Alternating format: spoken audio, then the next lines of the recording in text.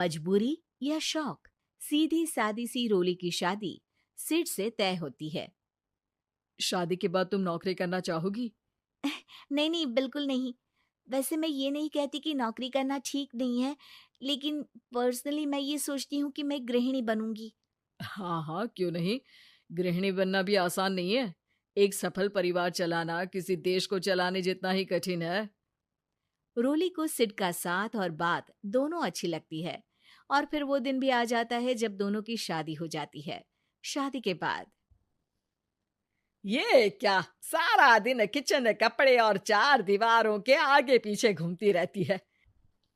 जा बाहर निकल कर देख, कितनी स्मार्ट लगती हैं वो औरतें जो नौकरी करती है। हाँ, अच्छी तो लगती है सासू माँ, लेकिन मैं नौकरी नहीं कर सकती।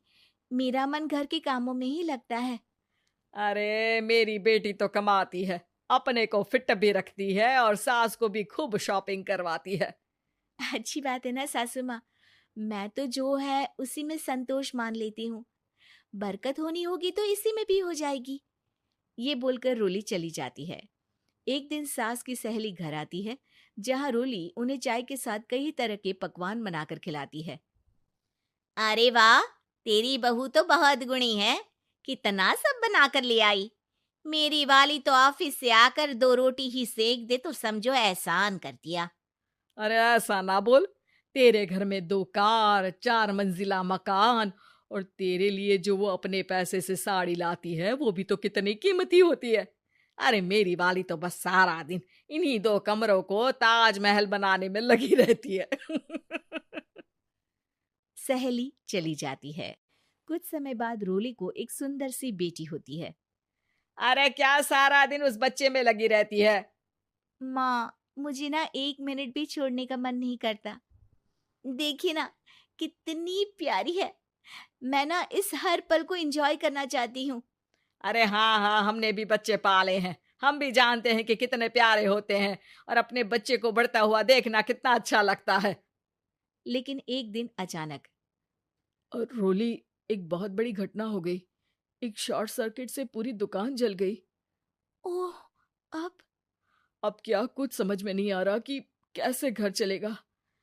घर की पूरी गाड़ी पटरी पर लाने के लिए कई साल लग जाएंगे, और वापस पहले जैसे होने में भी बहुत टाइम लग जाएगा। रोली, रोली कुछ सोचती है, फिर अपने 3 महीने के बच्चे को देखती है और कहती है, आप कहे तो मैं नौकरी शुरू कर दूं? माँ मुन्नी को देख लेगी, फिर शाम को तो मैं घर आ ही जाऊंगी। सिड कुछ कहता उससे पहले ही उसकी सास वहां आ जाती है। अरे हाँ हाँ, अब भी तुझे नौकरी करने के लिए पूछना होगा। अरे घर पर इतनी बड़ी विपदा आ गई है, तू है कि बच्चे का मुंह देख रही है। अरे क्या मुझ पर भरोसा नहीं है? अरे नहीं नहीं माँ जी, ऐसा क्यों बोल रही हैं आप? फिर क्या था, सिड से पूछकर 3 महीने की बच्ची को रोली सास के पास छोड़कर चली जाती है। शाम को ऑफिस से आने पर अरे सारा दिन इसने तो चैन नहीं लेने दिया, बस गोदी में ले लेकर घूमती रही। हाथ दर्द हो रहा है। बहू को बहुत गिल्ट फील होता है, लेकिन जब वो घर की हालत देखती है तो चुप रह जाती है। ऑफिस में सहेली कहती है, अरे रोली, तेरी तो बच्ची छोटी है ना, कैसे मैनेज करती है? कैसे मतलब? घर पर रहती है वो अपनी दादी के साथ। ओ यार, कितनी अच्छी है तेरी सास। मेरी सास को जब पता चला कि मैं नौकरी ज्वाइन करने की सोच रही हूँ, वो तो सीधे अमेरिका चली गई मेरी ननद के पास। अच्छा, फिर तू कैसे मैनेज करती है? अरे मैंने तो फुल टाइम मेड रख ली है। ओहो, वो तो बड़ी महंगी होगी ना? हाँ यार, लेकिन कमाई भी तो हो रही है ना। यार, मैं तो कभी अपना बच्चा इनके मम्मी पापा के पास ना छोड़ू। प्यार दुलार में खराब कर देते हैं ये दादा दादी बच्चे को। नहीं नहीं, मुझे अपनी सास पर पूरा विश्वास है। जो मेरे पति को इतनी अच्छी शिक्षा के साथ बड़ा कर सकती हैं, वो मेरी बच्ची को कभी नहीं बिगाड़ेगी। खैर, रोली की इस सोच से उलट पड़ोसियों के बीच हाथ में बच्ची पकड़े रोली की सास कहती है, अरे क्या बताऊं, सारा दिन बहू बाहर रहती है। पहले अपने बच्चे पालो, फिर बच्चों के बच्चे। अरे अपना जीवन तो कुछ रहा ही नहीं। अरे नहाने भी जाती हूं ना तो इसे साथ रखती हूँ, कल को कहीं गिर गई या चोट लग गई तो बहू तो हमारी खाल उखाड़ लेगी ना। अरे ऐसा भी क्या डरना बहू से, नौकरी थोड़ी की है उसकी। अब क्या बताऊं, पढ़ी लिखी लड़कियां हैं आजकल की।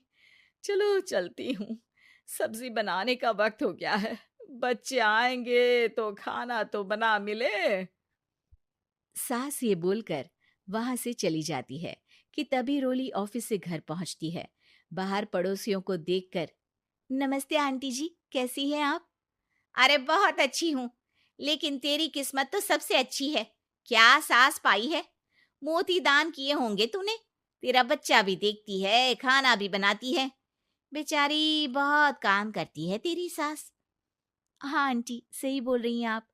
अब ऑफिस भी दूर है तो आने जाने में वक्त चला जाता है। खैर चलती हूँ। हाँ हाँ बेटा जाओ, गर्मा गर्म खाना खाओ। रोली घर आती है, जहाँ सास एक बार फिर छोटी सी मुन्नी की शरारतें गिनाने में लग जाती है। अरे आज तो इसकी वजह से मुझे 2 बार कपड़े बदलने पड़े। बार बार पानी गिरा दे रही थी। दोपहर में थोड़ा सोचा कि आराम कर लूं तो दूध के लिए रोने लगी। हाय, मैं तो परेशान ही हो गई। रोली को सास की बात अब कुछ अजीब लगती है, पर वो जल्दी से कपड़े बदलकर किचन में जाकर रोटियां बनाने लगती है। सारा महीना काम करने के बाद रोली को सैलरी मिलती है। वो पैसे लेकर सीधे सास के पास जाती है। माँ जी, ये मेरी सैलरी। आपने हर कदम में इस घर का साथ दिया। मैं नौकरी करने के पक्ष में नहीं थी। मैं तो अपने बच्चे को बढ़ता देखना चाहती थी। मैं थोड़े में भी खुशी थी। कभी मैंने आपको किचन में पैर नहीं रखने दिया था। घर की मुसीबत नहीं आती तो मैं कभी इन जिम्मेदारियों को आप पर पड़ने नहीं देती। अब सास समझ चुकी थी कि उसकी गलती कहाँ है। हाथ में पैसे देकर कहती है, मैं पढ़ी लिखी नहीं थी तो पति ने भी कभी पैसे हाथ में नहीं रखे।